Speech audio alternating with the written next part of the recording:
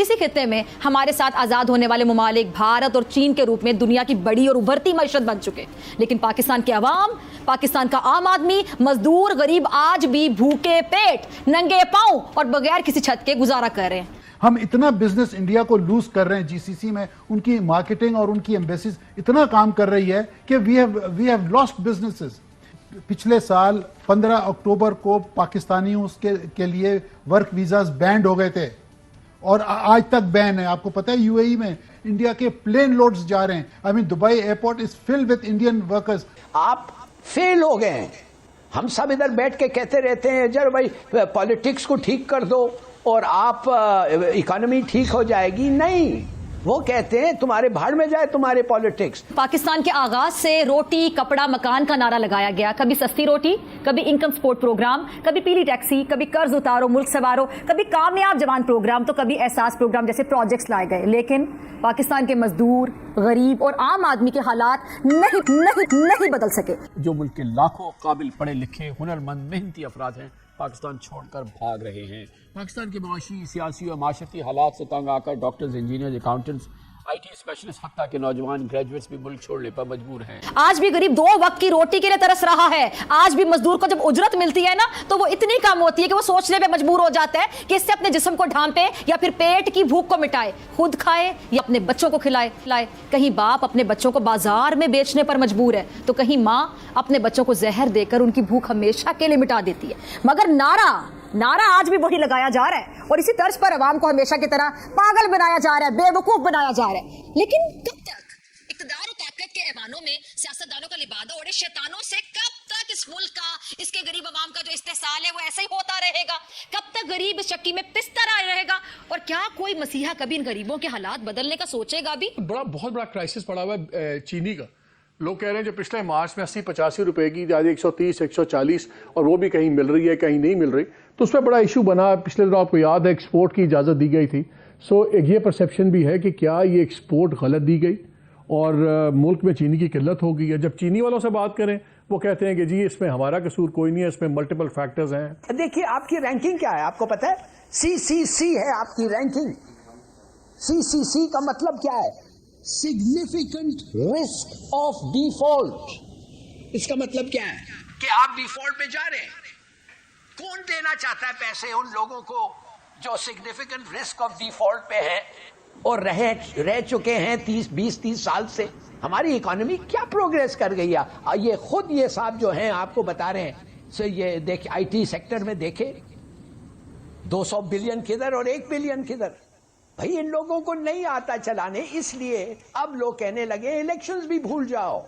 اب لوگ کہنے لگے ہیں تم لا کے وہ چہرے دکھاؤ جو اکانومی کو ٹھیک کر سکتے ہیں، اور یہ مت کہو کہ اگر سیاستدانی کر سکتے ہیں یا پولیٹیکل سٹیبلٹی ہو جائے۔ پولیٹیکل سٹیبلٹی بے شک ہو جائے، پھر بھی نہیں ہونے دیں گے۔ ان کے پاس ہنر نہیں ہے، ابیلٹی نہیں ہے، فورس نہیں ہے، سپورٹ نہیں ہے، ڈٹرمنیشن نہیں ہے، آنیسٹی نہیں ہے، کیپیبلٹی نہیں ہے، کیپیسٹی نہیں ہے۔ مان جاؤ۔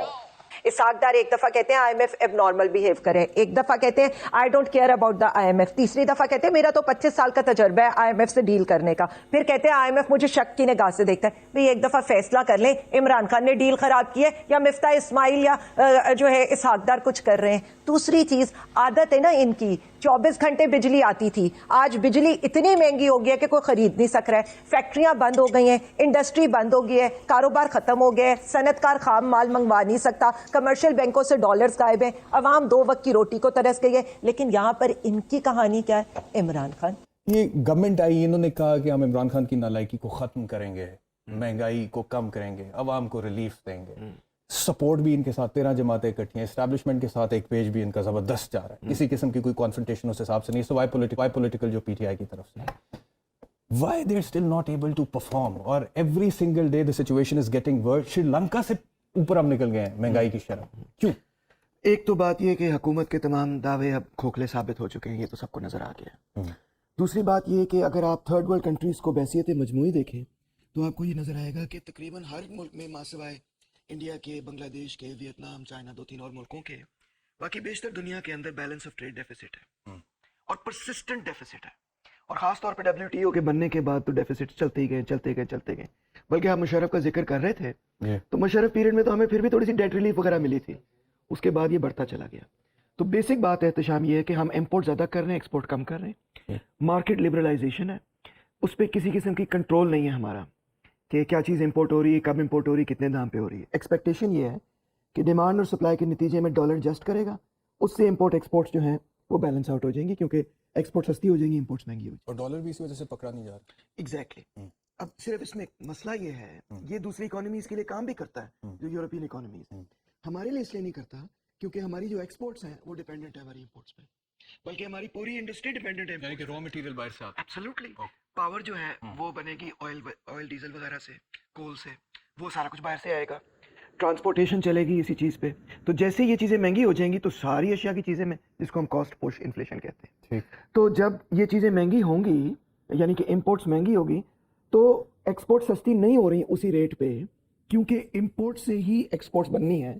تو اس وجہ سے یہ ایک لوپ میں ہم پھنس جاتے ہیں, جس کے نتیجے میں ہم بیلنس آف ٹریڈ کا ڈیفیسٹ پورا نہیں کر پاتے through the pure mechanism of the market, جو ہم اکنامکس میں پڑھایا جاتا ہے. لیکن یہ سری لنکا والی جو مثال ہے, یہ جو ابھی بلومبرگ کی خبر ہے کہ پاکستان میں مہنگائی کی شرح سری لنکا سے زیادہ ہو, یہ کیا ماجرا ہے؟ انہوں نے تو آفیشلی ڈیفالٹ کیا. انہوں نے آفیشلی ڈیفالٹ کیا, بالکل. ماجرا آپ کے سامنے ہے کہ اگرچہ وہ تھوڑا سا ڈپ آیا ہے, آپ ٹھیک کہہ رہے ہیں, آئل پرائسز وغیرہ کے اندر, مینلی آئل پرائسز بڑھی ہیں اور ڈالر نے شوٹ اپ کیا. ڈالر نے شوٹ اپ کیوں کیا؟ کیونکہ اوپن مارکیٹ اکانومی پر ڈالر ورسز روپی کا ریٹ طے ہوگا demand of dollars versus demand for rupees کے حساب سے.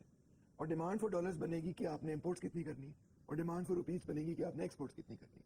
ایکسپورٹس احتشام پچھلے 30 سالوں میں کوئی خاص ان پہ ڈیولپمنٹ ہوئی نہیں. ابھی تک ایکسپورٹس ہماری جو ہے $22 بلین 24 بلین کے لگ بھگ ہے, اور اب ہم ریمیٹنس سے $32 بلین کماتے ہیں. یعنی ریمیٹنس سے ہم زیادہ پیسہ کما رہے ہیں, ایکسپورٹ سے کم کما رہے ہیں.